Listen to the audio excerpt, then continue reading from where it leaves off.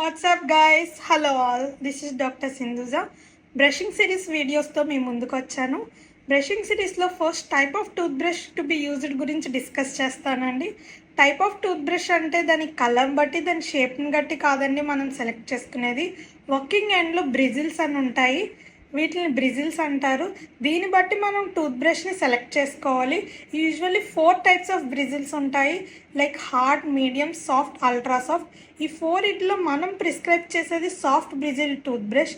ఇద్దరు హార్డ్ కానీ medium Brazil tooth brush కానీ యూస్ చేయడం వల్ల ఏమవుతుందంటే మన టూత్ మీద ఉన్న కోటింగ్ కాల్ ఎనామిల్ని డ్యామేజ్ చేస్తుంది అండ్ టూత్కి సపోర్ట్ ఇచ్చే పార్ట్ గమ్ని కూడా వీక్ చేసి కిందకి జారిపోయడం లాంటివి చేస్తుంది.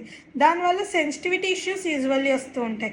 సో మనం సాఫ్ట్ కానీ ultra soft Brazil tooth brush కానీ ప్రిస్క్రైబ్ చేస్తూ ఉంటాము. మీకు డౌట్ వచ్చి ఉండొచ్చు, మనం ఎలా తెలుసుకోవాలి అది ఏ బ్రిజిల్ టూత్ బ్రష్ అని అనుకుంటున్నారా? కంపెనీ మ్యానుఫ్యాక్చరింగ్ టైంలోనే ఇక్కడ రాసిస్తాడండి, అల్ట్రాసాఫ్ట్ బ్రిజిల్ టూత్ బ్రష్ అని, సాఫ్ట్ అని అలా వాడే ఇచ్చేస్తాడు.